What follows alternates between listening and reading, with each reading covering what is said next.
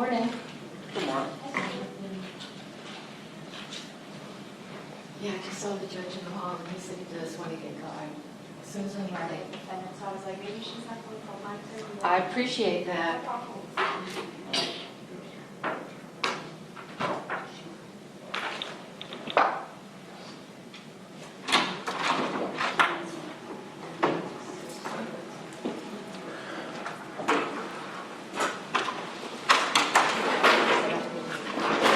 Okay, good morning. We got Mr. Scandirito here. And, Just 30 seconds. okay.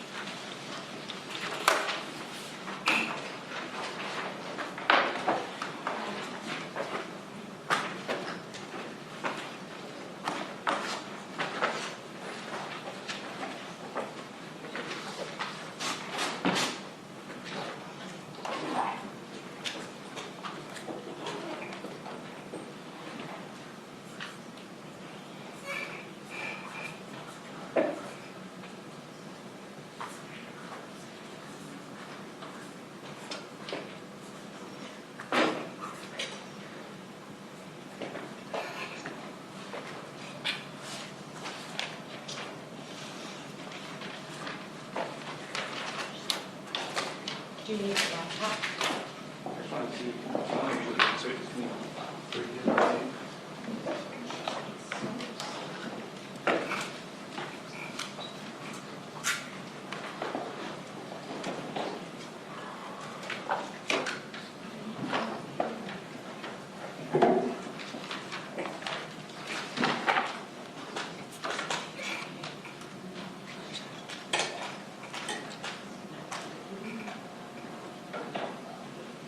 Just use the Yeah, just use the microphone.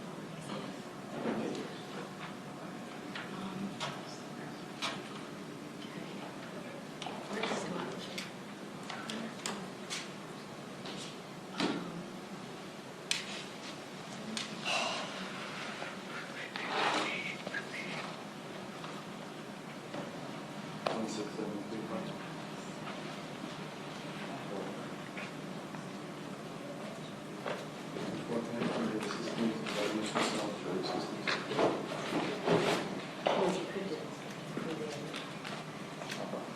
Shut.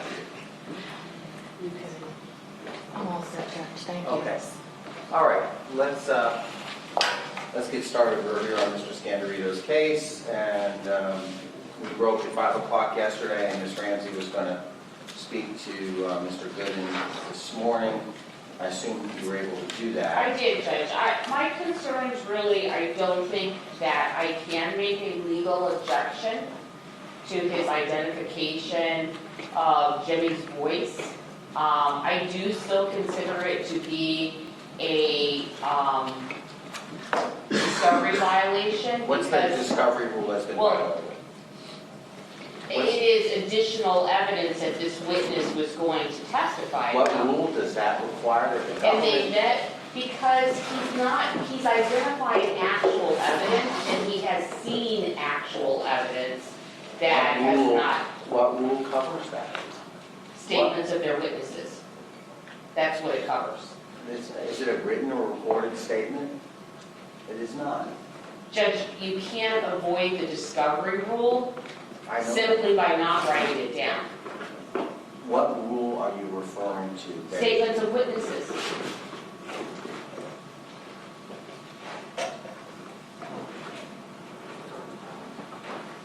Okay, so let's talk about the demand for speedy trial. First, Ms. Ramsey, you are right that just because you file a demand for speedy trial does not relieve the government from continuing to abide by its discovery obligations under Rule 3.220. So they do have a continuing duty to provide discovery despite a demand for speedy trial. However, I'd like for you to point out what rule was violated here by the government not telling you that Mr. Goodin had listened to the tape recordings and was able to identify the voice of the defendant from listening to them. You have told me that it's a statement of a witness. Is that right? Is that what you're saying?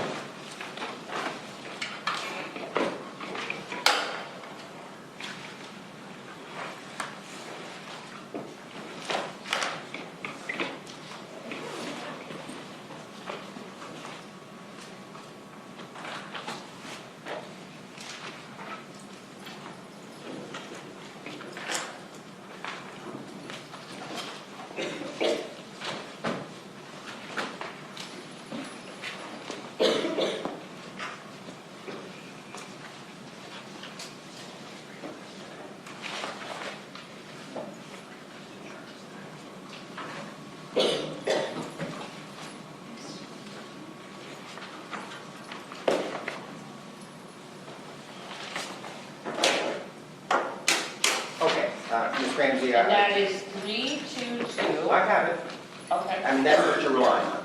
It is not a statement of a witness. Okay. Period. End of story. The court, And if I could let me just just finish. I mean, you made an argument to me, and I rejected it. Let me go ahead and articulate why. And that is because when you have a witness listen to something and say to the prosecutor, that's the voice of defendant Scandirito, and it's not reduced to writing, and it's not recorded in any fashion, it is not a quote-unquote statement of a witness pursuant to the rules of discovery. Nevertheless, in this case, first of all, let me just go ahead and say, there has been no discovery violation. That's the finding of the court, period.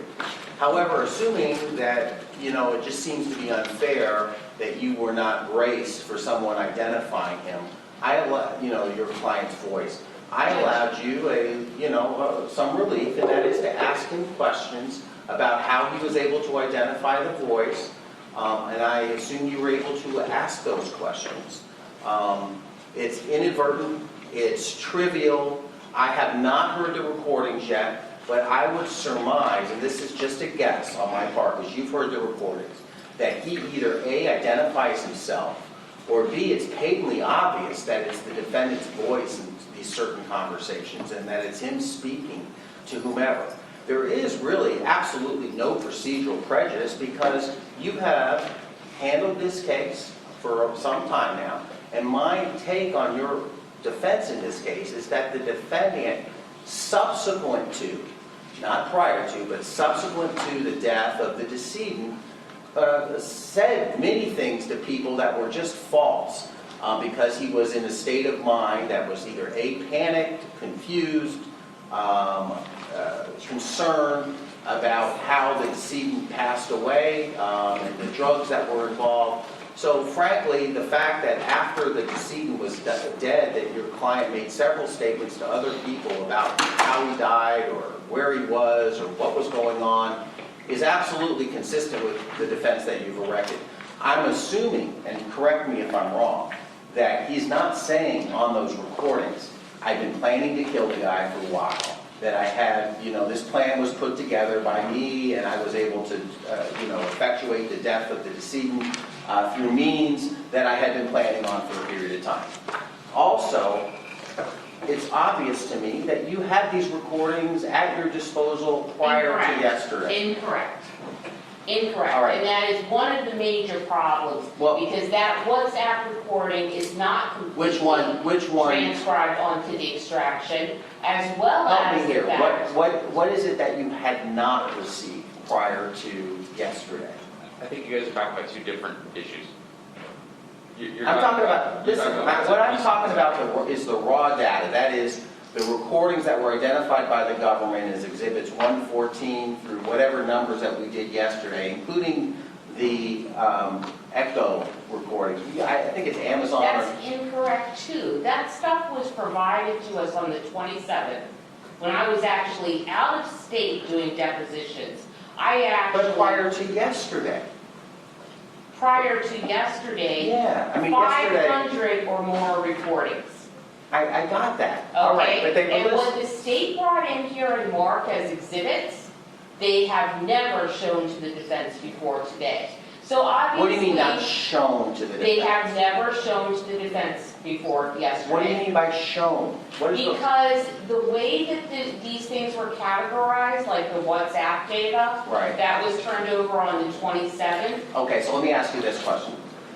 What you're saying to me, and I'm familiar with this having been in federal court, is that you got a data dump of all of this stuff. On the 27th. And on the 27th of February. And it was just physically impossible for you to divine what exactly the state was going to use or not use. And you would have appreciated the government saying to you, hey, these are the recordings I intend on using at the trial of the Hey, defense. here's a disc that I made up.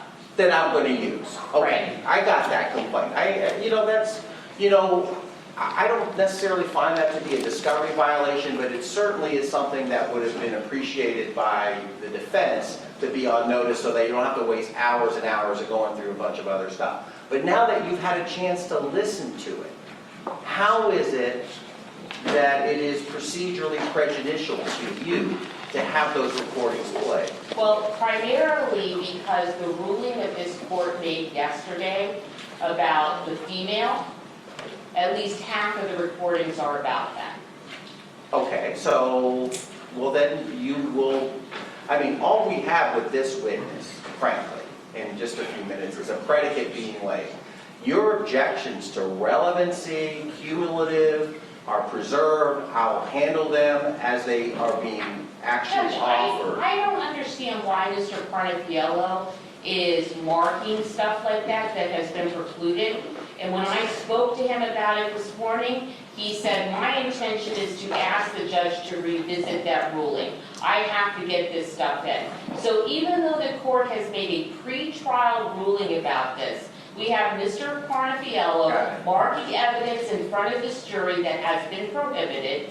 And we're expected keep track of, which disc this is that has this conversation. So let on me it. give you a for instance, okay? And I'm going to defend him for just a second.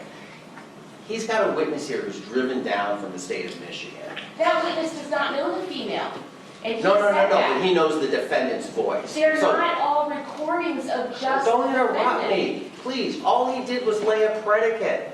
All he did. What if, for instance, during the course of your cross-examination or examination of another witness, that issue becomes relevant, then the government has already laid the predicate and it can come into evidence. But right now, I have no intention on revisiting my ruling from yesterday. There's no reason for me to do that. There's been nothing that's changed my mind on that. Am I capable of changing my mind? Sure. You can change my mind on things if you'd like, and so can he. But all he wants to do is preserve, the predicate and have the predicate done for the defendant's voice. So, just because he's marked something doesn't mean it's coming into evidence, and it doesn't mean that your objections for relevancy or cumulative nature are waived.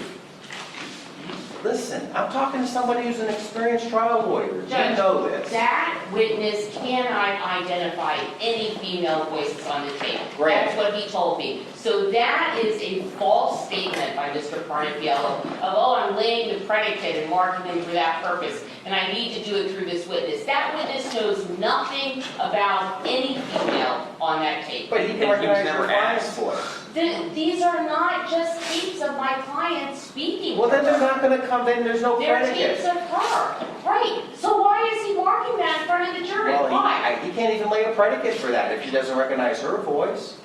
I thought, Mr. Carnifiello, you represented to me that every one of these recordings contained the defendant's voice. Correct. Every recording that Mr. Goodin, the question put to Mr. Goodin is, did you recognize the male voice on the call? I've never asked him to lay a predicate for a female voice. I don't know what she's... No, listen. What she's saying is that some of these recordings don't have Mr. Scandirito's voice, they just have the female voice. They're contained on the same disc. That's correct. He's not laying the predicate for that person, but it's all on the same disc. I got it. Okay, all right. And then the same conversation. Correct. No. Okay. This is the same thing as a jail call or a wire I know, recording. listen. That's... You don't think this is my first rodeo here? Okay. All right. First, let's understand something. I'm finding no discovery violation. Even if a discovery violation is viewed by the Court of Appeals, if he is found guilty, I find that it is absolutely trivial, inadvertent, and in fact, there is no procedural prejudice. Second, All this witness is doing is laying a predicate. You are not offering to those exhibits into evidence at this time, nor would I let you, pending an argument as to relevancy or cumulative nature of the information contained therein. So at some point in time, I'm going to have to listen to it if there is an objection on those items. But at least you'll have your predicate laid, and I understand that, okay? So I'm overruling her objection for you laying a predicate. She's already said that she does not have a legal objection to the predicate, so I got that. Now, I've solved the issue with the recordings, all right? Next, the photographs. The medical examiner photographs, I'd like to take that up if you don't mind. Judge, I am concerned about having these discs where we have commingled recordings. I gotta hear them That's admissible. When are we gonna do that with? before he offers them into evidence. At some point in time when we have a break, you know? You tell me when. I'm here at your beck and call anytime. You know, you want to play them during lunch today with me? I'll be happy to do that, whenever. I mean, I don't see there be a rush to do it right now. I don't know when he's going to plan on offering it. Ms. Ramsey, so you don't feel concerned. I have not changed my mind about the relevancy of the payment to how was it phrased by the government? The Girlfriend. not the payment to the girlfriend, but the salary or the money being paid to the girlfriend. However, I did find that his requests to have this girlfriend come at whatever point in time are relevant perhaps to the timeline that is being established by both sides in this case. I think the defendant wishes to establish a valid timeline versus to show that every action that he took was after the decedent's death. And the government is entitled also to establish a timeline here. So I realize that the timeline is important to both sides. And so if that witness, that female's coming here at whatever point in time is important in that timeline, that's fine. But the fact that he is offering to pay her money as a motivation to kill the father is absolutely been rejected by this court. I have no reason to change my mind on that. And that's the way it is, okay? So let's move forward. I'm ready to look at the photographs, all right? With you guys. I mean, you're saying that he's offering that as substantive evidence, that the voice of that woman about when she's coming and stuff. That's substantive evidence that is hearsay. I don't know what he says in response to her. You're right. The things that are said by the other person on a call with the defendant are not admissible for the truth. They would be hearsay. But you just said that that's what they're offering it for. I don't know what he said. If she says, hypothetically, I haven't heard these calls. If she says, I'll be there Tuesday at 8 o'clock, and he goes, great, I'll see you Tuesday at 8 o'clock, absolutely. His statement to her is admissible as, you know, and puts into context her statement. Her statement is not offered for the truth. His is, though. Her statement is, should we get married in February? He says, yes, we should get married in February. Yeah, okay, well then... That's a month before. I know. All right, but that's an example of how it's not hearsay, because what she says is not offered for the truth, period. We're wasting time. I would like to listen to these calls and listen to them at some future time before the state actually offers them into evidence. Now, we're going to go to the medical examiner photographs. As a predicate to the introduction of any medical examiner photograph, the government must establish with the medical examiner that a particular photograph would assist the medical examiner in opinion that is relevant to the case. I assume that those photographs that you are now seeking to offer, you are offering as an aid of the medical examiner's opinion that the victim, the decedent, was dismembered by some means, correct? Post-mortem, right? Yes. All right. So you're going to need to establish that. So I'm not going to say that these are admissible right now, but I would say that some of them are potentially admissible depending on the medical examiner's testimony. They have to aid the medical examiner in the explanation of his testimony and his opinion. So I had charted them out, and let me go through them with both you and Ms. Ramsey, and then we'll get started with the trial. Maybe we should just get started.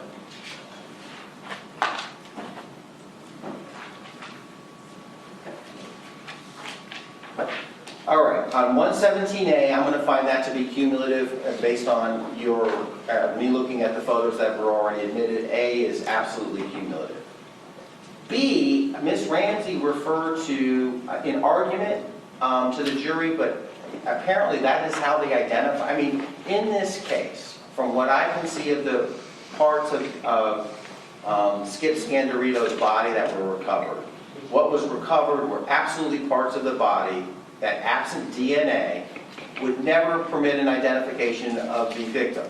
No head, no head is found, face recognition, dental records, no hands, no fingerprinting, no foot, no footprints. So it's patently obvious to me that the person who dismembered the person and put him in that position there put only parts of the body in that would prohibit quick identification of the deceased right there, right? Now, perhaps the police thought it was Mr. Scandirito because they followed the son to that location and, they put 2 and 2 together in their head and they believe that that's who it was.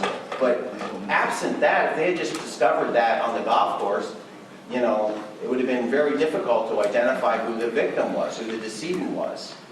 So what B is the heart, which is an x-ray of the heart, which I assume allowed the prompt identification of the decedent. I think Ms. Ramsey referred to that in her opening.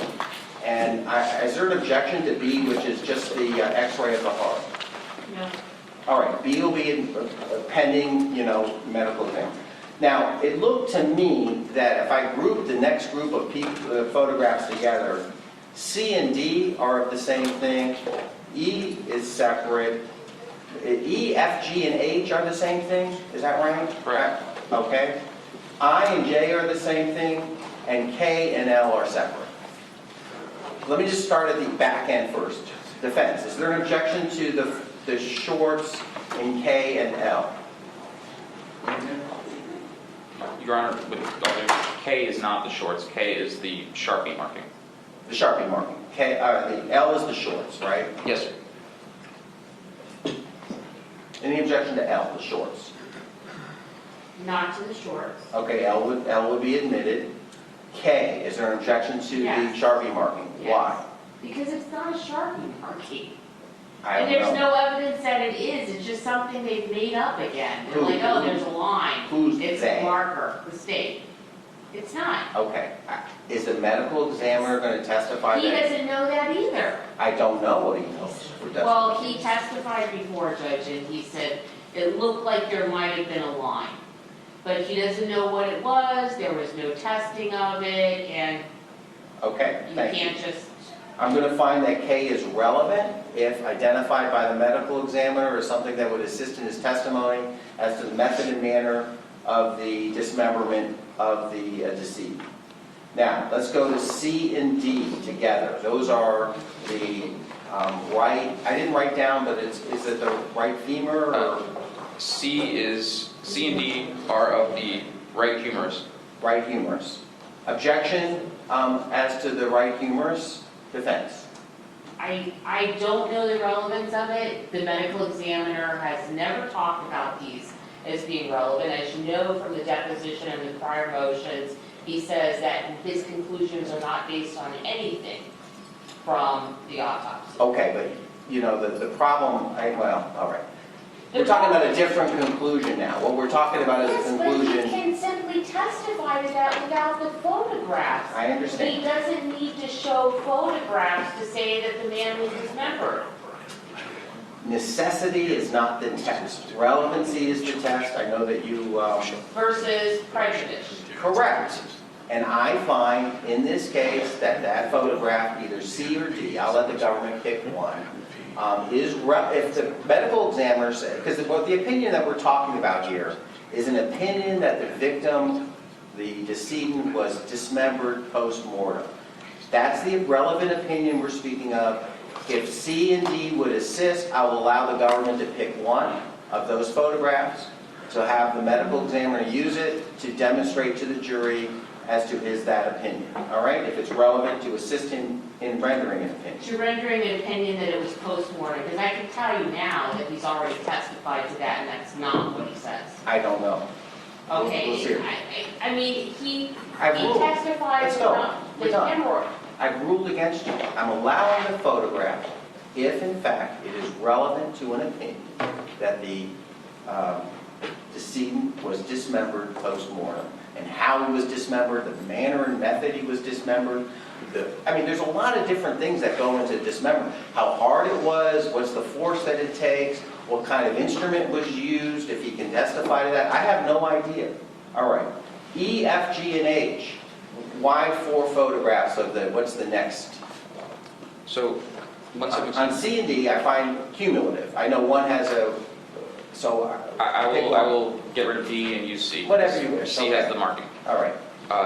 117E, E, F, G, and H, you told me, and I'm looking, of course, I'm just looking at my notes without anything in front of me right now. so 117E is the hesitation marking on the bone. All right, all right, fine. I'm overruling the defendant's objection. I find that it is relevant to the opinion of the medical examiner if that is in fact what he needs to explain a hesitation marking or a hesitation with respect to the dismemberment, okay? F, G, and H, pick one of those 3. I believe they're all the same, are they not, sir? F is the top-down view that has the card that says what part of the body it is. And then the difference between F and G is G shows the portion of the bone that remains after the bone was snapped, which you can't see the same view because E is, did I say E? F is top-down. It's the same bone. Yes, but F is a top-down view, and G is a side view where you can see the portion of the bone that is And what snapped. about H? H, we can get rid of H. All right. I'm going to find that H is cumulative. I will allow the government to use F and G over the defendant's objection if testified to by the medical examiner. I and J appear to be the same thing. Pick one of those 2. I will take I because it has the, All right? And I've already allowed K. And so the court's ruled on all the medical examiner photographs. Again, contingent on the medical examiner testifying that a particular photograph would be necessary to assist him in his explanation of his opinion in this case. Okay. Now, where is Mr. Goodin? Ready to go? We have our jurors? Deputy Ross? Sir? We have all our jurors? I do now, sir, yes. And Mr. Gooden is? should be in the hallway. And you? I know. Just double check. All right. All right, so you were on direct, and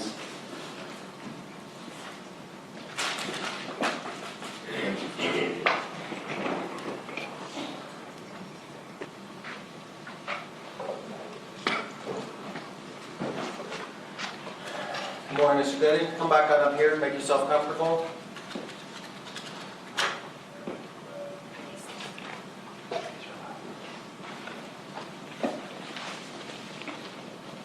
Good morning, sir. Good morning, how are you? Good, how are you? Great. The chair moves and moves, so please be careful. Sure. And pull the mic to you. No. Yep. Okay, we get our jurors in there. Yes. Deputy Entry, everybody line up, ready to go? Here we go.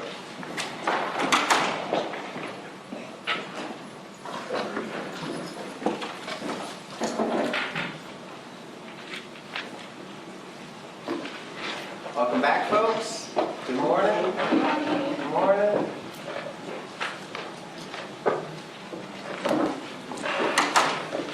Good morning again. Everybody please have a seat. Folks, welcome back. As you recall yesterday when we drove, Mr. Goodin was on direct examination by Mr. Parnafiello on behalf of the state of Florida. And I'm going to turn now to you, Mr. Goodin. I'm going to remind you that you are still under oath, sir. And I'm going to turn to Mr. Parnafiello to pick up the where you left off yesterday, sir. Yes, Your Honor, may I approach the witness? You may. Mr. Goodin, I'm approaching you with what is marked for identification purposes as State's Exhibit Number 114. Do you remember coming to the State Attorney's Office and reviewing a disc containing recordings from an Amazon Alexa? Yes, And at that time, were you asked if you could identify any of the voices on those recordings? yes, And was there over 20 recordings that you listened to in total? yes. Now, the recordings that you listened to, did they have date and time stamps on them? I believe, or on the sheet in. Objection to this, Judge, for foundation. All right, I'm going to sustain the objection as to what the answer of the witness was beyond the question of the prosecutor. Did they have date and time stamps on the recordings? That's a yes or a no. Were the files that you listened to named with dates and a Yes. time? Objection to the hearsay. Overruled. And you are not personally aware as to whether or not those dates and times are accurate? No. Showing you the computer printout, do you recognize this as being the contents of State's Exhibit number 114? Yes. And are those the files that you listened to? Yes. Did you recognize any male voices on State's Exhibit number 114 before the file entitled 3/29/2018/00/05/03 UTC? Yes. Whose voice did you recognize on all of the files before that file? Skip. And is that the victim, Skip Scandirito? Yes, the victim. That specific file, 3/29/2018/00/05/03, after that file and all of the subsequent files, did you ever recognize any other male voices? The defendant. Did you ever hear Skip Scandirito's voice on any of the recordings after 03/29/2018/00/05/03? No.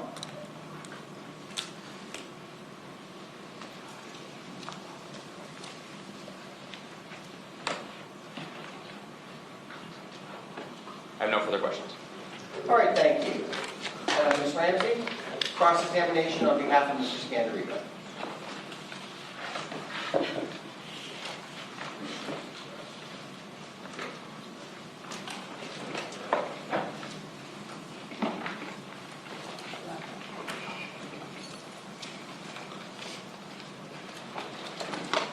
Good afternoon, Mr. Goodin. Good morning. Good morning. You told us on direct examination that you were good friends with Skip Scandirito and his wife Terry. Yes. Okay, and that started when you were living in Michigan. Yes. And in Michigan, where were you living? I was living in Marysville. And where did Michigan. Mr. Scandirito live? He lived in Mount Clemens. Okay, the distance between those two places is about an hour? 45 minutes. Okay, so you weren't living next door to him? No. All right, and your contact with Skip Scandirito and Terry at that time was occasionally visiting, Right. going to parties? We'd usually go to a New Year's Eve party, but we'd probably go out to dinner with 3 or 4 couples. Okay, and traveling? Traveling to, Skip and I traveled to play golf with about a total of 8 of us. Okay, but Mr. Scandirito and Terry Scandirito moved to Florida about 20 years ago. 2000. All right, and so it would be fair to say that after that, your contact with the Scandiritos became more scant than it was when you were in Michigan. Yes. Okay. Now, you also testified during direct examination that you used to go on trips with the Scandiritos, right? Yes. And what was your last big trip? Last big trip was Spain and Italy. And that was how long ago, sir? That'd be about 8 years ago now. Okay. All right, so since that big trip, you have continued to visit, Yes. but stayed in hotels primarily? Primarily, about half the time in hotels, yes. Okay, and in fact, before this incident happened in March of 2018, the last time that you had seen Skip Scandirito was in March of 2017 after the death of Terry Scandirito. No. Okay, and when did you come down before that? No, I came down a week after she passed away for 2 weeks. All right. And then Skip came up to Michigan in September and I saw him in September. Okay, he went to Michigan. Yes. But you hadn't been down in that I year? wasn't back down again, no. Okay, and so during that year, obviously, you didn't have any contact with Jimmy? Yeah, Jimmy called me once or twice about projects that he was thinking of doing. Okay, but didn't see him? Didn't see. All right, and primarily your contact with Jimmy was that on the occasions that you came down here, you would see Jimmy? Yes. Okay, didn't know when his birthday was? No, Didn't exchange cards with him? no, As a general rule, weren't having regular phone calls with No. him? Right? no, I wasn't. Okay. And so when you did come down, however, you would see Jimmy frequently? I would see Jimmy about a quarter to a third of the time that I was down here. Okay. When you were down this time for 2 weeks staying at Skip's house, you saw him 5 or 6 times in that 2 weeks alone, right? Yes, and we played golf 3 or 4 times, and the other 2 times. Right. And so whenever you were playing golf or you were going someplace to watch a game, maybe you were going to Ducks or to Duffy's, those were times that Jimmy was included. He was never included at Ducks. He was never included at Ducks. Not with me there. I mean, I don't. Not with you there No, during your 2-week visit. no. Okay? But it was always an option for him to join you at other events, including watching the sports game, Right, playing golf. right. And how do you play golf? He was very good. Right, but when you went and played golf with Mr. Scandirito, you didn't walk. No. You always drove a cart. Yep, all of us drove a cart. Always drove a cart, okay? You don't play racquetball. I don't play racquetball. You don't play tennis. I don't play tennis. Okay, so you don't know who Mr. Scandirito was playing with. I know that sometimes he would play with Zach in tennis. That's what he told you. Yeah. that he Okay, told- but you Well, didn't and Zach came over to the house, picked him up to go play tennis. He played tennis right down at the corner from his house, so he could walk there. No, I understand, but you Yeah. didn't watch it. Nope, Okay, so you didn't see him playing tennis, you didn't see him playing racquetball. I seen him play racquetball with Tommy. When was that? That was like, I don't know, maybe 4 days into whenever I came down. All right, and so you told us that you yourself had had heart surgery, right? Yes, I had open heart And some of the surgery. photographs that the state showed you in Exhibit 18, those are photographs that include your pillboxes. Includes what? Your pillboxes, there are Oh, photographs. yeah, those are my pillboxes. Okay, Both of them. all right. And so as a result of your health issues, you take medications. I do. I assume that you still see the cardiologist I do on a regular basis. on a yes. regular basis. How often do you see him? Twice a year. Okay. And have a regular practitioner that you see I see him, a regular practitioner, 4 times a year. 4 times a year. Okay. And so it's a significant effort to keep up with your own health issues, right? Yeah, I guess you would say that, yes. All right. You don't know whether or not Mr. Scandirito was seeing a doctor. I have no idea. Okay. And in fact, you testified on direct examination that Mr. Scandirito himself had had a triple bypass, right? Yes. And on the Monday before you left, because the timeline is that you were there until Monday, right? No, until Sunday, Tuesday. Tuesday. Yes. Okay, and you leave first thing in the morning on Tuesday. Yes, But on that Monday, the day before, is the day where you have a golf game planned. right. But you get up that morning, and your testimony here today was that he was a little nauseated. Right. And have you described that before as, I thought he might be having a stroke? That thought entered my mind that I don't know what caused the stroke, but I just didn't want to take any chances. Okay, So he sat down and he recovered in about less than 10 minutes. I understand that, sir, but the fact is that what you told the police is that he got up first thing in the morning, presumably refreshed. You made a point of telling the police he hadn't been drinking or Right. anything. Yep. Right? And he suddenly became so ill that you got concerned. No, he just was nauseated. We were having coffee, and he was nauseated. And did you And, say to him, you might be having a stroke, Well, it buddy? was time to leave to go to the golf match. I said, we're going to cancel the golf match today, all right? You sit down and take it easy. And I said, in my mind, all right, I thought, well, I don't know. He could be having a stroke. I mean, I don't, but nothing occurred. That was just out of my mind at the beginning. I'm just being honest about it. Okay. You know what I mean? But as it was, it didn't concern me after that fact. Well, you didn't see him after that fact, sir. Yeah, I did. I saw him the rest of the day and the next morning, et cetera, and so forth. And then you left, Yeah. right? Okay. So within 24 hours of this episode, you're gone and you don't see Mr. Scandirito again. Right, but he was in very good health whenever I left, according to how I saw him. I know, but you're not a doctor, No, right? I And agree. you didn't take him to the doctor? Nope. You don't know that he went to a You know. doctor? Okay, and you didn't see him 24 hours after that episode. That's the last time you saw him. absolutely. So you don't know how he was the remainder of that week, Right. right? Okay. Now, when you play golf, sir, you told us that you went in the golf cart, right?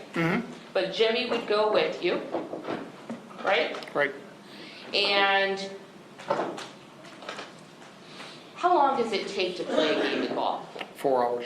Okay, and so 4 hours, for those of us who aren't golf players, okay, for 4 hours, you're kind of stuck in close proximity with that one person, 2 or 3 persons that you're playing golf with. We usually play with 4 of us. Okay, and if it's only 2, for instance, if it's only Jimmy and his dad, it's just the 2 of them. Right. Right? And so you're stuck together for 4 hours, socializing, talking. That's Yes. part of the fun of it, right? Sure. Is spending time with somebody. Right. Okay? So if someone is playing golf with another person twice a week, they're spending at least 8 hours. Yeah, but you don't always, there's 2 people in a cart, and the other 2 people are like, they're not even, pretty much not there, they're in their cart. And the 2 in the one cart would be socializing, the other ones wouldn't be particularly socializing. So it all No, I- depends who you're playing with. So I would play maybe a quarter of the time Jimmy would ride in my cart. And a quarter of the time Tommy would ride in my cart, and a quarter of the time Skip, and then a quarter of the time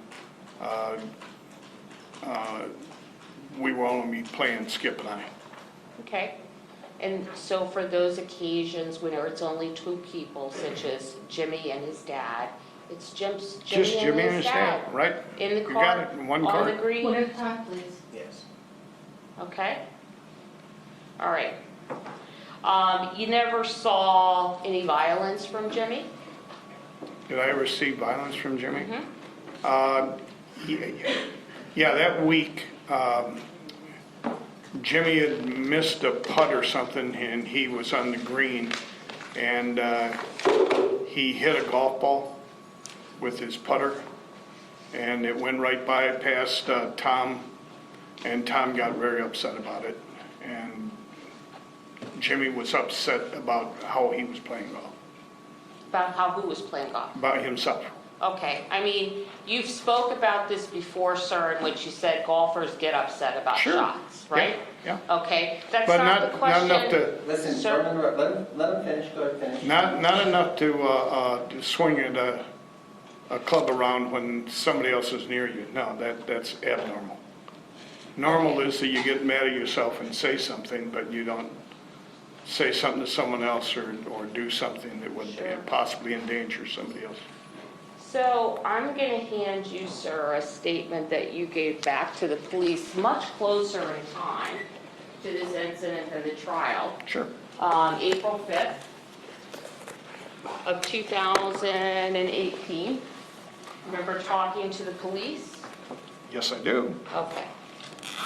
And so, sir, the last time that you saw Jimmy Scandirito was in March or April of 2017. And then at the time of this incident in March of 2017, right? All right, yes. Okay. All right, and so I'm going to ask you to take a look at page 108 of that statement.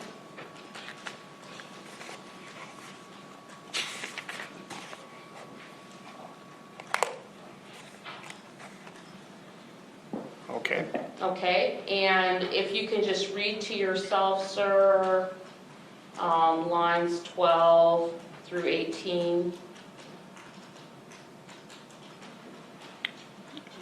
12 through 18? Mm-hmm.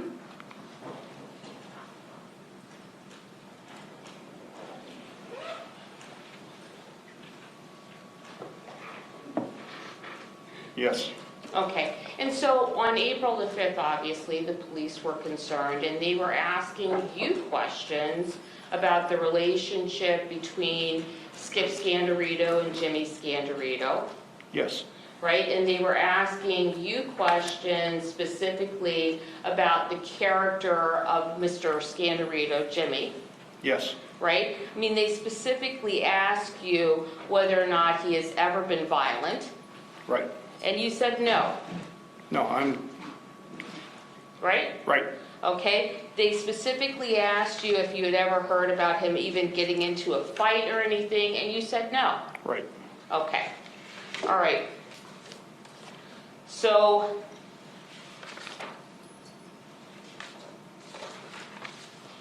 when you come down this year in March of 2018, you spend, instead of staying at the hotel, you're staying primarily with Skip at his home, right? I stayed the whole time with Skip at his home because he asked me Okay, to. and can I see the state's composite exhibit, I think it's 18.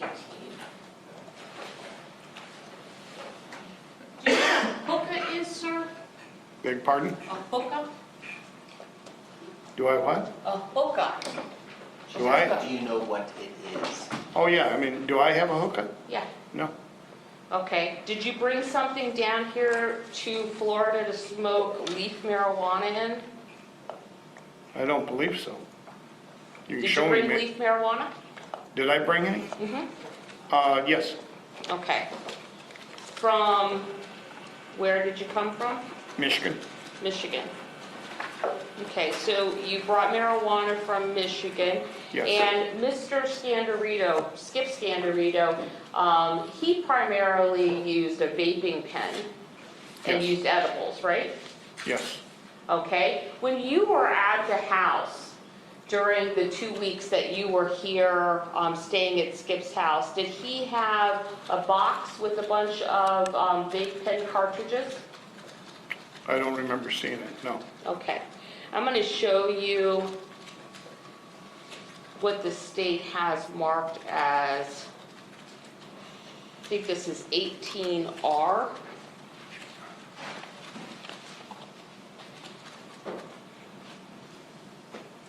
And tell me if you recognize that photograph, sir. Yeah, that's his family room, recliner and couch. Okay. And when you would go and sit with, or go to Mr. Scandirito's, this family room is where you would watch TV? Yes. Okay. And so when you talk about the fact that Mr. Scandirito has a recliner, it's this recliner that's here Yes. in the corner, and this is the couch that you guys would sit on? Yes. Okay, and in the center of that couch area is like a storage chest / table, Yes. okay? And would you sometimes use marijuana in this room while you're watching TV? Yes. Okay, and would the drugs or the marijuana or whatever you were smoking it from be on that table? Normally? Yes, Yes. yes, okay. And that's the room that has the big TV, right? Yes. Okay. Yes. Can I just show this to the jury, Judge? Absolutely. Just hold it up for them if you would. Again, folks, remember, any one of these exhibits that's been introduced will be available to look at to your heart's content when you deliberate the case. Okay.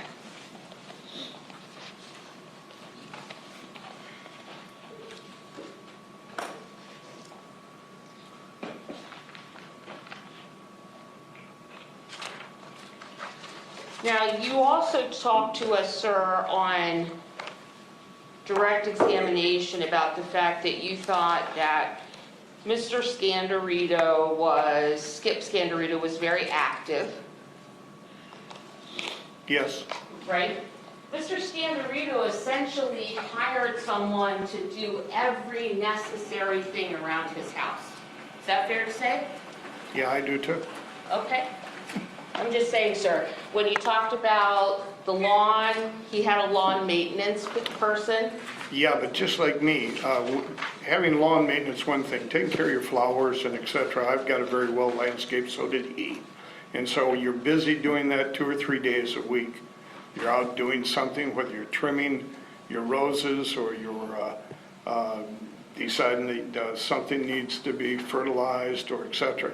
That isn't done. The maintenance person is cutting your grass, all right? Mr. And that's it. The question was that, did Mr. Scandirito hire someone to do that maintenance? Yes. The answer simply would be yes, and then let her ask the next question. All right. Okay. He had a pool service to clean the pool, Yes, right?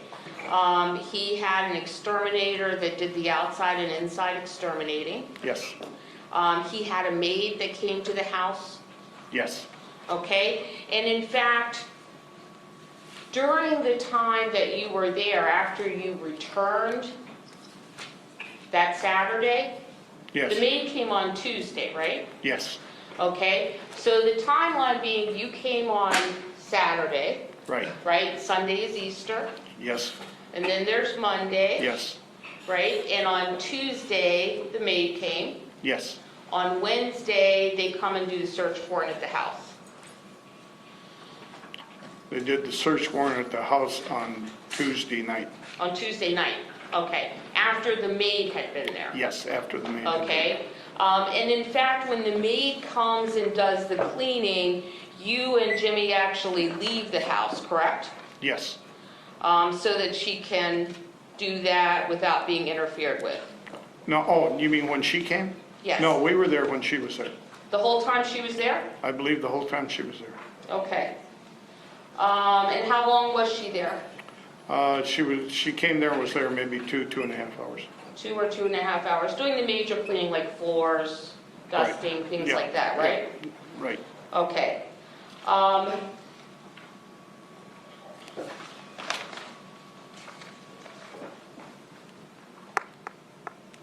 And so when you did return, sir, on Saturday morning you came in, Jimmy was not there and Skip was not there, right?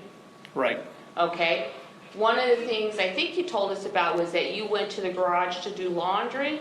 I did, Okay, and you were in the house, basically sitting in the family room, yes, which is that room that we just talked about, right? yes, Okay, didn't see anything out of the ordinary in the house. no, Nothing unusual about it at all. nothing at all that struck me as unusual. Okay, no unusual smells, nothing No. broken. No, Okay. That's all I have, Judge. Thank you, Ms. Ramsey. Let me turn back to Mr. Carnegie for redirect examination.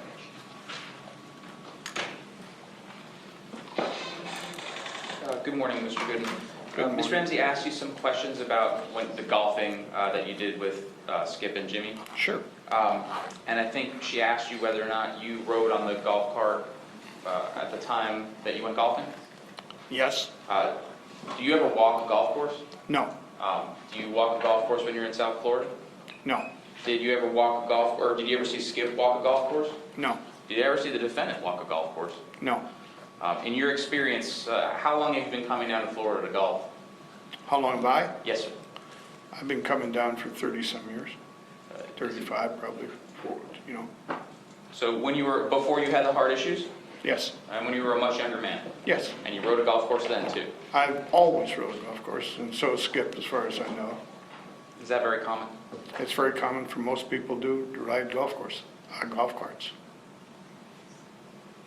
Now, Ms. Ramsey asked you about the situation where you told the police that Skip was nauseated and Yes.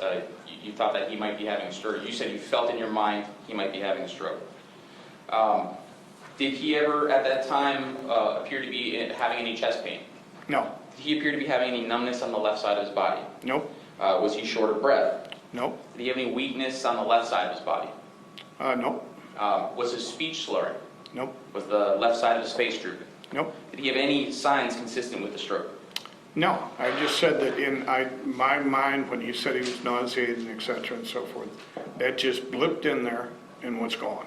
Okay, so that was And, something that you came up with, yeah, not something he Yeah, reported? No, it was just something that I was just being truthful with what I thought that, you know, but then it passed very quickly and there was no, I asked him those questions if he was having any pain, things like that. All right, I've never had a heart attack and neither did Skip before we had our surgeries. We just had our surgeries because the doctors found we had some blockage. So during that time, did he make any complaints of any symptom other than nausea? Never, about nothing else, no, just nausea. Ms. Ramsey asked you about the statement you gave to police regarding previous incidents of violence. Recall that? Yes.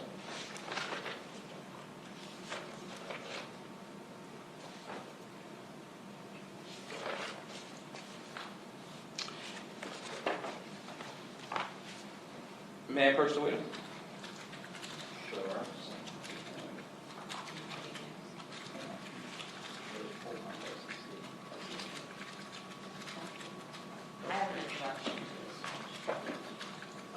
All right, come on up here. Yes, I just want to show you, so you know what I'm talking about. Hang on, glasses.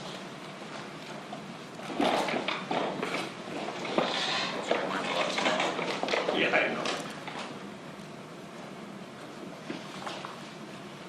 I'm talking about the same portion that Ms. Ramsey talked to you about, so lines 12 through 18.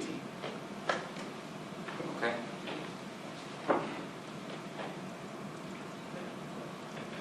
Yeah.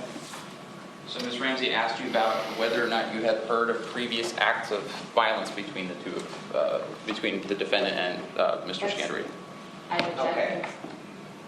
Sir, were you ever a witness to any acts or statements of violence between the defendant and Skip Scandirito? Never. Thank you. Next question. Ms. Ramsey asked you about whether or not Skip had an exterminator. Do you yourself have an exterminator? No. Do you have anyone that helps you around the house? Yes, I have a yard person, I have a housekeeper, and I have a handyman. And is that because you're not physically able to do those things? No, I can do those things, I do them all the time. It's because convenience and I'm retired. Ms. Ramsey asked you about the photograph of the area, I think where you said Skip had his vape pen or the edibles. You recall the photograph? No, she didn't show me the photograph where he was supposed to have this. Okay. She didn't show it to me. You recall her asking you about Skip using the vape pen or the edibles? Yes, I do. While you were there, did you ever observe him to use any other drugs? No, And then Ms. Ramsey asked you about the maid that came, I think you said on April 2nd, yes, the day between when Skip is reported missing and when the police do the search warrant. right, And you had said that you did laundry when you first arrived. yes, And was that on March 31st? it was. The laundry room, is that in the garage? It's in the garage, it's in the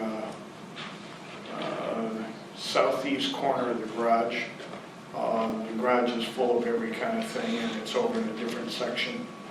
Did you, You can't see anything else but the washer and dryer. Did you notice anything amiss in the garage? No. Did I you s- I did notice that there was a blown up kayak, a rubber kayak. Not where the dryer, the washer and dryer was, but back by the other side where there was a refrigerator. And I'd never seen that there before. Now, when you go to the garage, are you doing like a full search of the garage? No, I'm just walking in through the garage to go straight through the door to the washer and dryer, and I washed clothes and dried clothes, and it took me an hour and a half, and I was in there a minute and a half total. Have one more? No further questions. Thank you, Mr. Goodin. You may step down. State you may call your next witness. Is that the deposition up there? Mine. That's okay, we'll get it to you then, Ms. Ramsey. Judge, the state would call Miss Betty Butcher. Can I stay in the courtroom? Well, one second. Just have a brief sidebar on that. Why don't you just have a seat there for a second, Mr. Goodin? Okay. You may remain in the courtroom, although you are not released from your subpoena, and with that, let me go ahead and turn you back to the state attorney to call the next witness. Yes, Judge, the state calls Betty Butcher.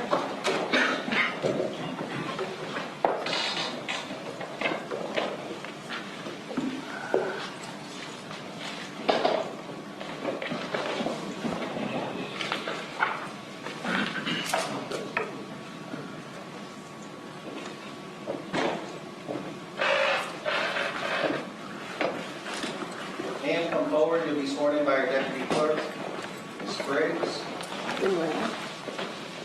Right here. Do you swear or affirm that the evidence is the truth, the whole truth, and nothing but the truth? Why don't you step in, your deputy Ross is going to show you where to sit. Good morning. Good morning. Hi. That base of that microphone is adjustable so you're comfortable, but I need you to speak into it so everyone can clearly hear you. And please introduce yourself to the folks on our jury and spell your last name for us. I'm Betty Butcher. My last name is spelled B-U-T-C-H-E-R. Thank you. And Ms. Butcher, if you want to move the mic over there so when you're answering questions that are put to you. Just move it around. Yeah, take the base and slide it to your right there. All right, perfect. All right. Ms. Walters, you may proceed. Thank you, Your Honor. Miss Butcher, where do you currently live? In Boca Raton. How long have you been living there for?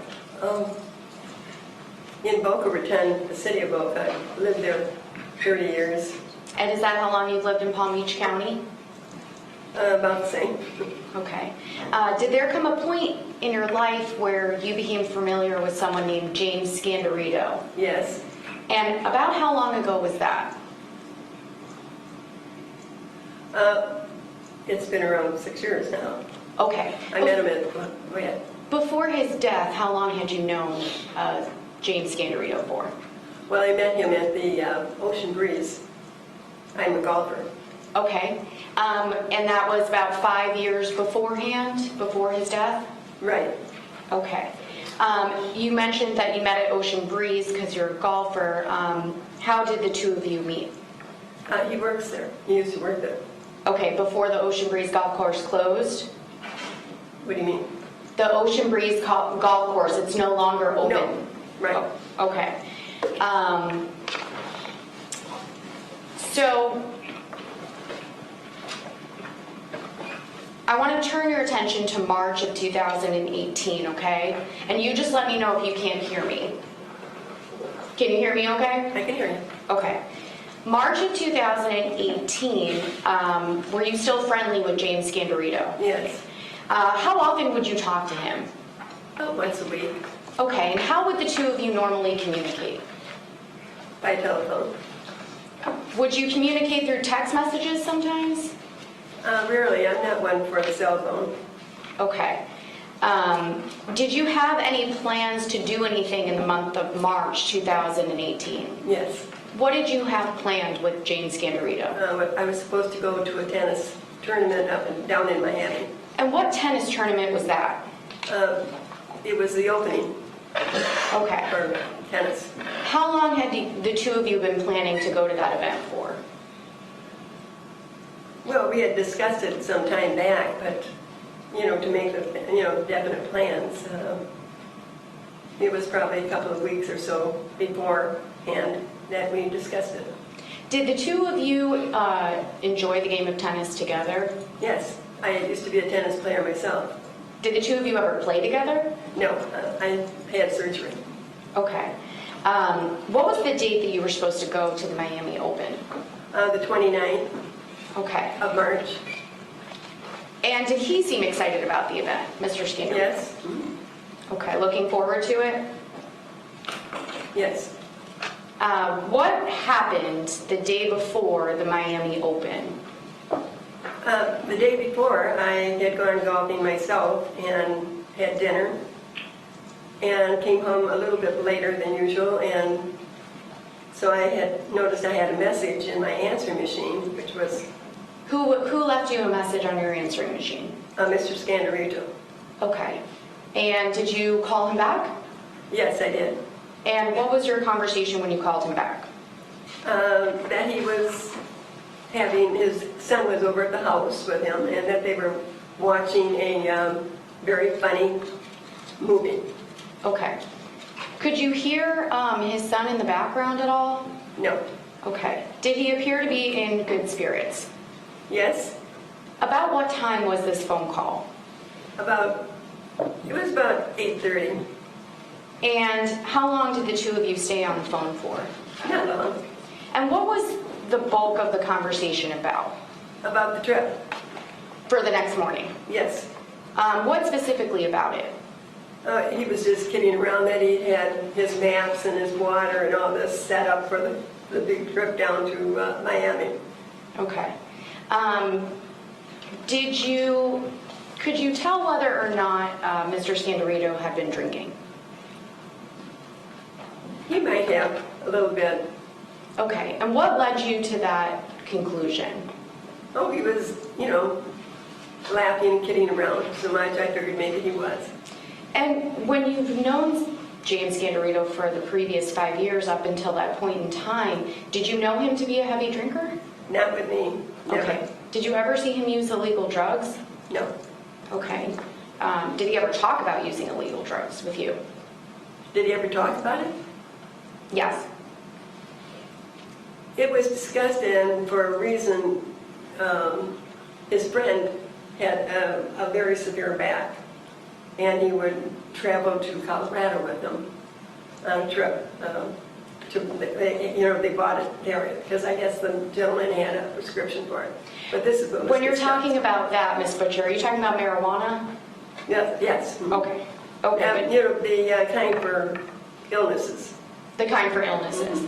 Okay. So that night, did you have any further conversations with Mr. Scandirito? No. What happened the next morning? What time were the two of you supposed to meet up? I will take that back. He did say that he wanted to take me very badly because we had discussed it and he too wanted to see it. So this was the end of that conversation. And that was on the night of the 28th? Yes. Okay. Tell us what happened the next morning. Well, the next morning I got up and quickly got dressed because we were going to go between 7 and 7:30, and I received a text saying that he was sorry that he wasn't able to go, that he was going to spend it with his son because it was his wife's birthday. Your Honor, permission to approach the witness? Showing defense counsel with remarks for identification of State's Exhibit 6.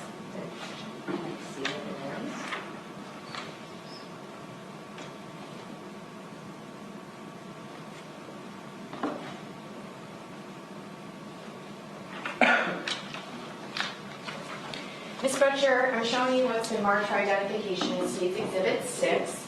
Do you recognize what's depicted in this photograph? Yes. What is depicted in that photograph?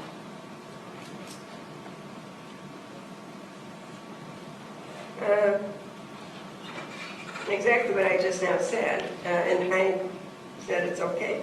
Is that the text message conversation that you have with the phone number that you knew belonged to Mr. Scandirito on the morning of the 29th? Yes, Is it a fair and accurate depiction of that text message you received? means exactly. Your Honor, at this time, State move State Exhibit 6 into evidence. Counsel for the defendant, any No objection? objection. All right, Ms. Ramsey, thank you. Exhibit 6 will be received without objection to the next date exhibit. Judge, where should we publish? Yes, do you want to use the, I'm going to have her read it in my language. okay, well, publish it one way, that's it. Sure. Have her read it, that's fine, or you can actually have the deputy pass it out to the jurors or put it on the overhead. One of you have your choice. Miss Butcher, if you wouldn't mind just putting your glasses on if you need them, and go ahead and read the conversation that you have with Mr. Scandirito. Let's see. I don't have to read the top part, just about it, right? You can just read the whole thing, what's on the picture. Who's the green bubble? Is that you? It's in the green bubble. Yes. Okay. I made a tea tang, but no. Okay. Is that Mr. Scandirito? No, I don't think so. Okay, here. I don't know what that's from. I can't honestly tell you. All right, Okay. exhibits and evidence. So, I think way one to publish it is not getting off the ground. Why don't you go ahead and either pass it out at the jury, Deputy Ross, if you want to run it on the overhead? Okay. I got it. Okay. Miss Butcher, how did you feel when you got that text?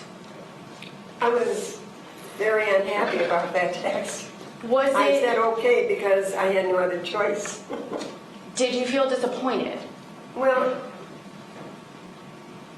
I can understand if, a person has a reason like that, but at the same time, you should have known last night, the night before.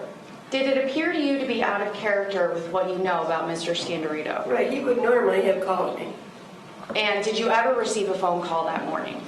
No, Did you ever speak to Mr. Scandirito again? no,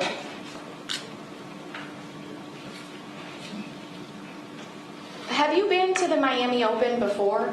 no, Okay. And you said that the plan was to go down to Miami to be able to watch it, correct? correct. Was that in Key Biscayne, where the Miami Open was supposed to be? I honestly don't know Okay. the actual Okay. area, city that it was in. Okay, I have All nothing. that I know is in Miami Open. The Miami Open, okay, thank you. Thank you, Ms. Walters. Anything else, ma'am? I'm sorry, Ms. Walters? No, Your Honor, Okay, tender for thanks. All right, let me cross. turn to Ms. Ramsey. Cross, any cross? Yes, ma'am? So, Ms. Butcher, the statement, the text that you received was sorry to do this again. Do you want to have a copy of it? Had he canceled before on you? What happened was, the week before, we had planned to go, but he had all of his friends into town, and he was quite exhausted from it all. Okay, And he was on his way home okay, they had been over in Fort Myers or someplace. okay. So you had made plans before, the week before, and he didn't go because of the friends that he had in town? Yes. Okay. Let me ask you, when the state was asking these questions about whether or not Mr. Scandirito had been drinking the night before, today you said maybe. Well, I wasn't there to see him do it, so I can't really say yes or no. Okay. But, He just seemed very happy. right, he was jolly, and in fact, at the time that this incident happened, close in time, back in April, you gave an interview to the police at that time. Do you remember that? A little bit. Okay. Let me just, can I show you a portion of that interview where you talked to the police about Mr. Scandirito? Page 6. You just want to read it and ask if you want to... All right, You gotta get my glasses out for this one. Okay. Let me see if I can.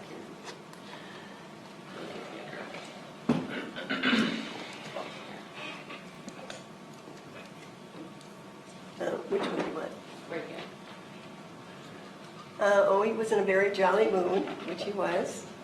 Read it to yourself, ma'am. Oh, I'm sorry.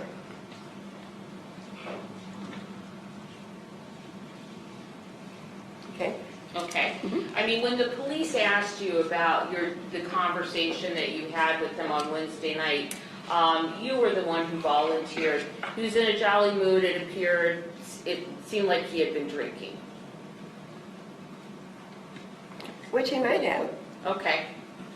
And that was about 8:30 at night, right? Right. Okay. Do you also remember talking to the police about the fact that Mr. Scandirito's son was there at the time? Say that again? Mr. Scandirito's son was there at the time? Yes. And that they were watching something on TV and that they were laughing a lot about it? Right. So that Okay. may have all been part of it. Right, I understand, but I mean, that was your observations, at 8:30 at night that night, Mr. Scandirito with his son in his home, laughing and talking to you on the phone, right? Right. Okay. You said that you knew Mr. Scandirito for about 5 or 6 years? Well, it's into 6 years. Well, actually, I didn't know him this past year. Okay. I know his son. Is that Had you fine? ever met his wife, Terry? No. I had not met any of his friends or family, except his cousin Kathy. Right. And you obviously didn't attend the memorial when Terry died? No. I Did didn't you- know her. Did you know that you were going to the Open on her birthday? Did I what? Know that you were going to the Open on Terry Scandirito's birthday? Well, that I was going to the opening? Yeah, the Open. No, I did not. You did not. Nothing further. All right, Ms. Walters, any redirects? No, Your Honor. All right, Ms. Butcher, thank you for coming to court. You may step down, ma'am. Okay. State, you may call your next witness. The state calls Officer McHugh.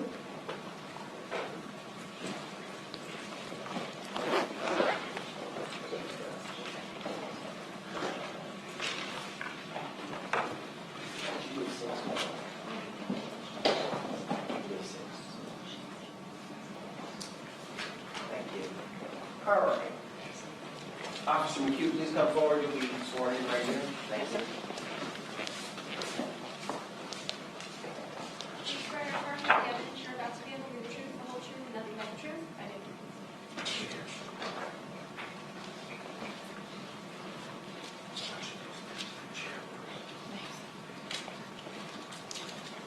Good morning, ma'am.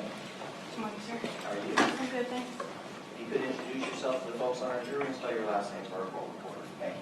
I am Officer Lora McHugh at the Boca Raton Police Department. My last name is spelled M-C-H-U-G-H. And Officer McHugh, if you could just pull that microphone just a little bit closer to you so we can hear you. Okay. You may proceed. Thank you. Thank you, Your Honor. Where are you currently employed? City of Boca Raton Police Department How long have you been employed there for? since 2004. And what are your current duties with the Boca Raton Police Department? Road patrol, And what does road patrol entail? roaming the streets, answering calls for service. Okay, so like 911 calls or? Yes, emergency calls, yes. Emergency calls. Back in March of 2018, did you receive a call for service while you were on duty? Yes, Okay. And because of that call, did you respond to an address of 412 Northwest 72nd Street? yes, Is that in Boca Raton, yes, ma'am, Palm Beach County? yes. Okay. Now, typically, when you get a call in like that, is it normal practice for you to respond to a location when it's a missing persons report? Yes, And is that what you did in this case? yes. So tell us about what happened when you arrived at 412 Northwest 72nd Street. I arrived, knocked on the door. Junior, I call him Junior, James Scandirito Jr. opened the door, and he had called 911 to report his father missing. Okay. And what was the date that you responded to that house? Easter Sunday, Okay. April 1st? yes. I said March, but April 1st. Yeah, Early in the morning, when he opened the door, was there anybody else there with him? yes, Mr. Goodin. Okay. Do you see Mr. Scandirito Jr. in court today? I do. Could you please point to that individual and identify him by an article of clothing? He's wearing a blue tie and a gray suit. Please let the record reflect that the witness has identified the defendant. Yes, Officer McHugh has identified Mr. Scandirito as second. Thank you. When you entered into the home, if you could just describe for the ladies and gentlemen of the jury just the general layout of that house.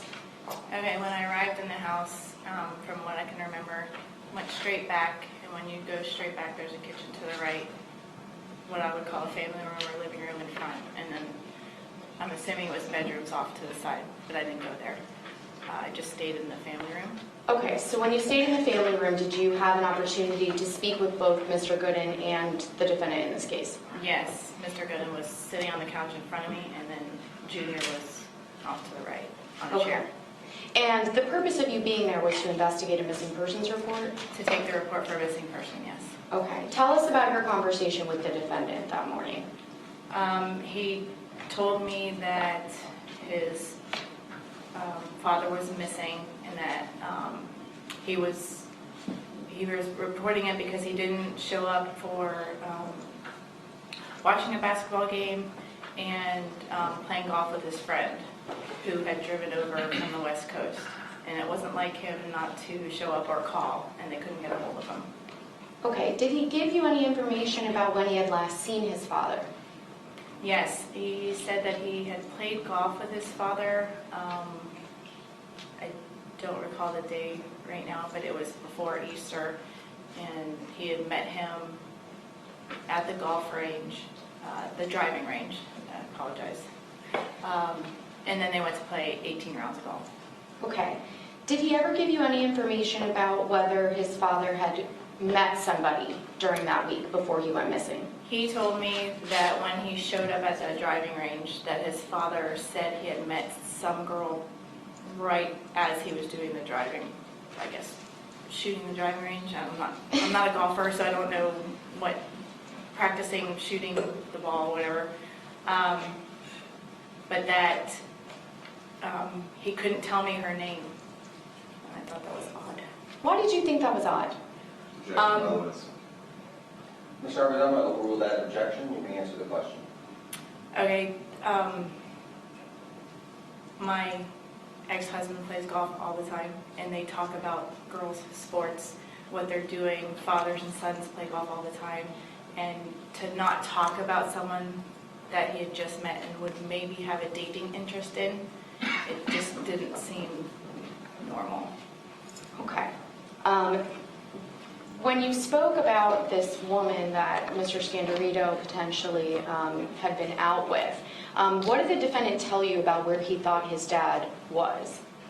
At that point, he thought maybe he was kayaking with her. And why did he think that they were out kayaking?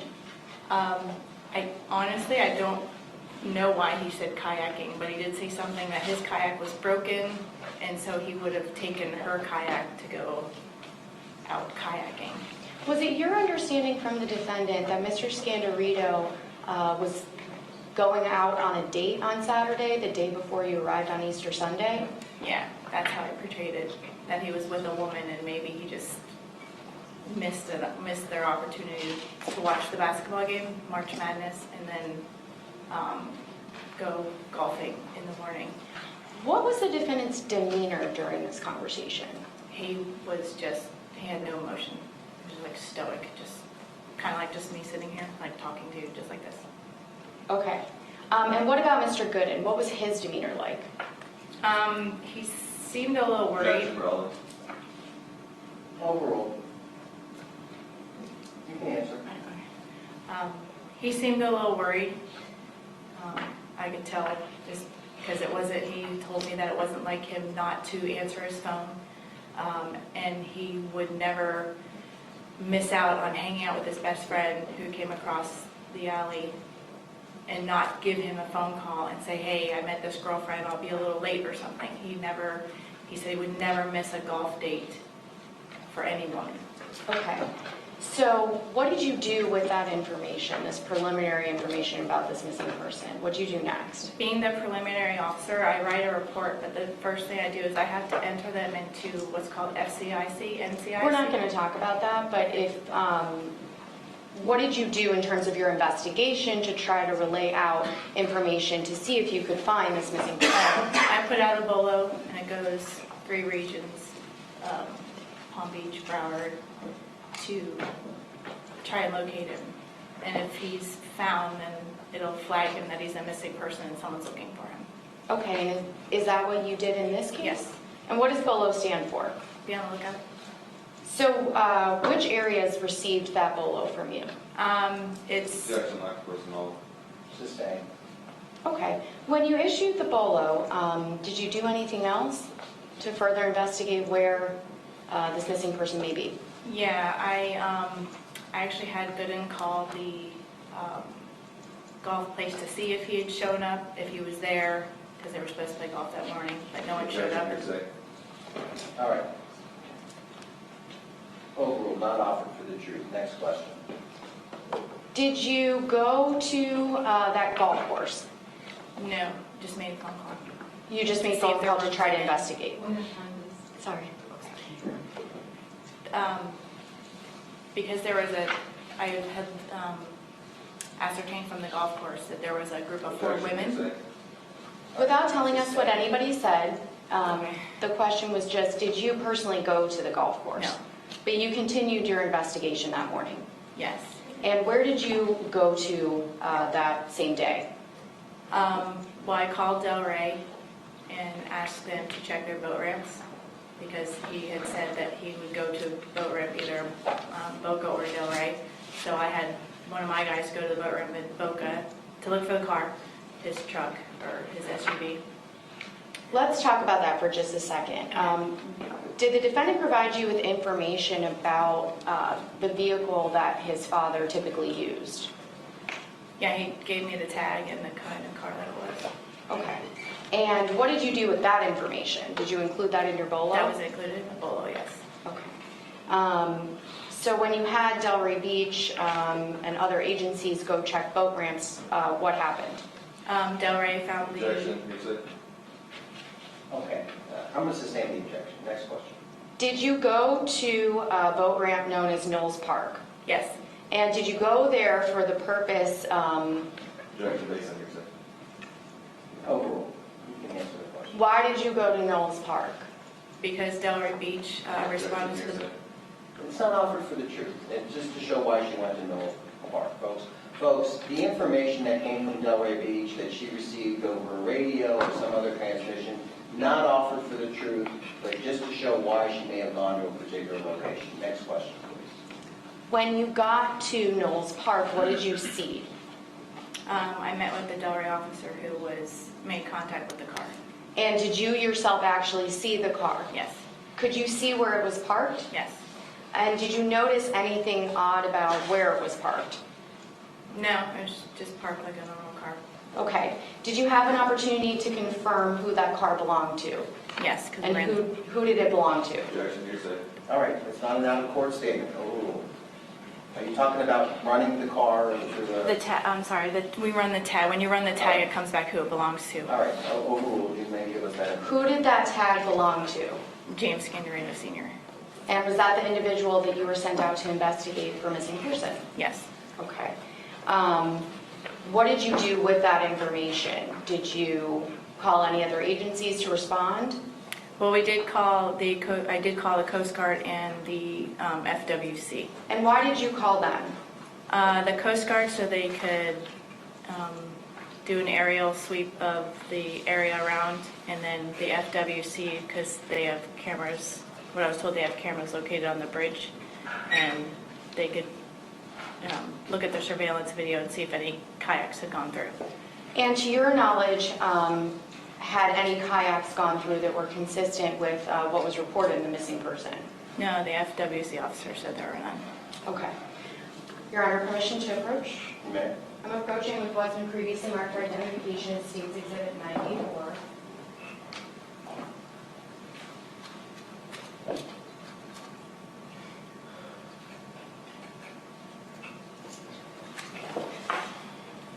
Officer McHugh, I'm approaching with what's been marked for identification as State's Exhibit 94. Do you recognize what this is? Yes, What is that? it's my attempted drawing where the car was. Okay, what's the picture of? It's the parking lot of Knowles Park. And is that a fair and accurate depiction of how it looked when you found the vehicle? No, there were other cars and there was a yoga class going on over here. Okay, but that particular parking lot, is that the parking lot that you found the car? Yes. Okay, and Judge, at this time, State's Exhibit 94. Mr. Roberts, have any objections? Yeah, she said it wasn't very accurate depiction, so it was Let me just hear that answer again, ma'am. Is that a fair and accurate depiction of the park? Yes or no? Well, yeah, it's the park. But I was saying there was other cars in the yoga class, but that's the park. That's where the car was parked, yes. That's exactly where the car was parked. All right, I'm going to overrule the objection with that noted difference. Thank you. It'll be admitted. It's substantially the same. Court finds it's admissible and admitting that exhibit number 94 for the defendant's specified objection. Okay. Now that 94 is entered into evidence, Your Honor, permission to publish? Ma'am. Officer McHugh, you mentioned that there's a little bit of a drawing that's on State's Exhibit 94. Could you just describe for the members of the jury what that drawing is of?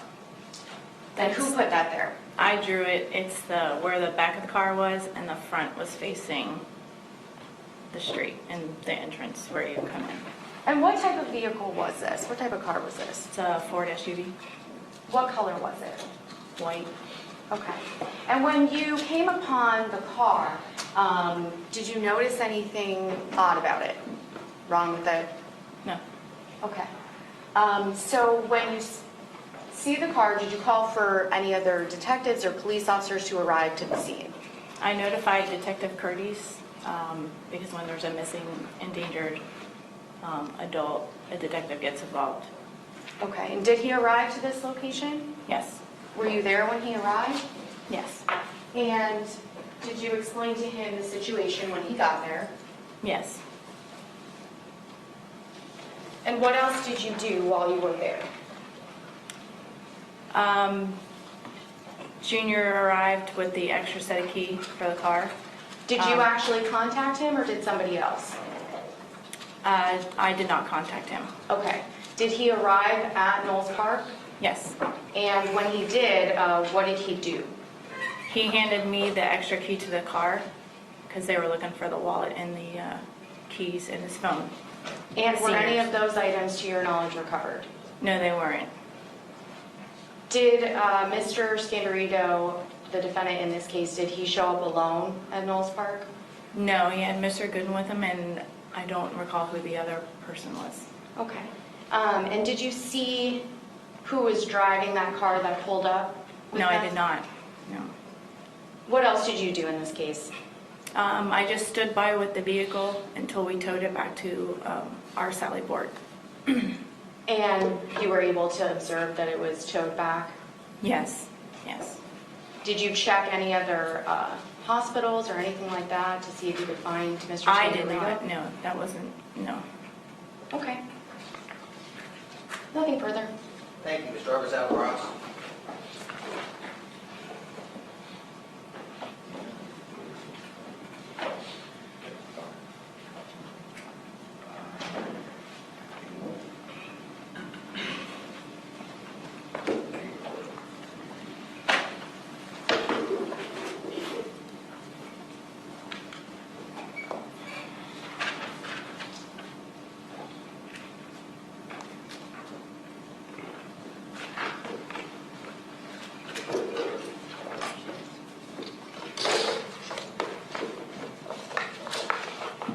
Good morning. Good morning. First, I want to talk about your conversation you had with James Scandirito. Okay? Junior? Yes. Okay. Obviously not senior, right? So this is states 18. It looks like double R. Is this the place where you had the conversation with Mr. Scandirito and Mr. Goodin? Yes, Okay, it was on these couches. he was in the chair to the right. When you say he was in the chair, you mean Junior. Junior was in the chair on the right, and Mr. Goodin was Goodin straight. was sitting where? Straight, like in between the two pillars. Right here? Right there. Okay. And then you were sitting on this cushion here? I was standing facing them. I didn't sit. Okay, you stood in this area? Yeah, pretty You much. never sat? Nope. And your conversation with Junior was about an hour? Yes. That's when he was giving you details about what he remembered? Right. And Mr. Goodin gave you details about what he remembered? He was just telling me that about the basketball game and the tea time that he would never miss for a lady. And there was nothing odd about any of the furniture in the room? I don't know. I hadn't been in the house before. Nothing to you seemed out of place? No, not that I would know. I want to ask you a little bit about what you had said regarding the golfing. Okay. Okay. You said Mr. Junior told you that his father had met a woman at the golf course. Right, at the driving range. Right. And Prior to them playing golf. Right, and he told you that he didn't remember the name of the woman. Right, he said his dad didn't tell him. He didn't remember. All right, and you found that odd, I think you said, on your direct testimony, right? Yes. Okay, and you said that because normally when people go golfing, they talk about Right, sports, their guy stuff. and women and stuff like that. Right. And were you made aware that Junior's mother had died a year earlier? Yes, they told me that. And you still found it odd that the father wouldn't talk with his son about all his potential sexual partners? I wouldn't say sexual partners, I would say dates. Okay. But and you didn't find that didn't like change your opinion about anything, that maybe you wouldn't talk about it? and Nope, just respect his struck me mother? as odd that he wouldn't tell his son. Now, I want to also ask you about the exhibit that was just posted a second ago by the state of the parking lot. That picture that was up there? Yes. That little drawing that was on there that said back and front, you put that physically on the paper, right? That was my drawing, yes. Okay, like there were other pictures taken of the car in its like natural position in the parking lot. I did not take any pictures. But when you got there, there was a car there, Yes. and other officers on scene, Yes. and some had cameras on them. I don't know, I did not.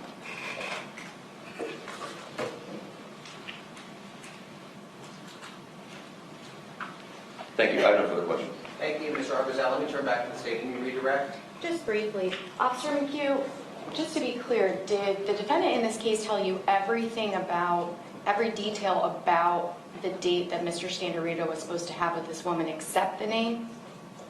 No. What did he tell you? Just that he said his dad met a woman prior to going golfing and that there was no name mentioned and he didn't know who she was and there was no phone number, no last name, didn't know where she lived. And did he give you information about their plans to go out kayaking? He said they might have gone kayaking. Okay, nothing further. All right, thank you. You may step down.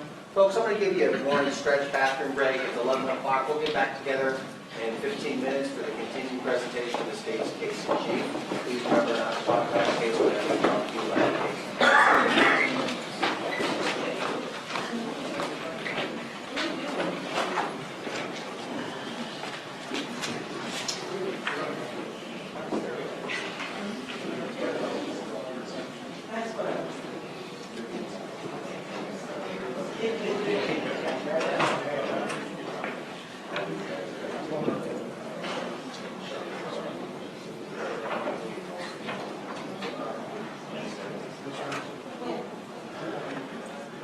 All right, which reminds me, the court reporter had left last night. Okay, can you give us a number or can we just call it? Okay, that's right. That's fine, thank you. Okay, a couple things. First, the court reporter had left last night when the state attorney noticed in a composite exhibit that one of the letter items was missing, and that was a W exhibit. What was it, 18W? We didn't take it. Huh? We did not take it. Nobody's accused of it. Oh, okay. You don't have to deny something before there's an accusation. Was it 18W, State? I believe so. What was the exhibit that was missing? Was it Yeah, it's A through 18W. TT? It was 18TT and it was 18W. All right, so 18W was not marked, they just skipped that, so for the record, there is no 18W. The next thing I wanted to bring out for you guys was I am on a committee to interview people who are going to become our next general counsel. We have an interview scheduled for 12:10. So no matter where we are, I have to break at noon today or 12:05 at the latest to be able to go be involved in that interview. So I just wanted to let you know. Mr. Scandirito, you need to use the restroom? Absolutely. We'll take you downstairs to do that.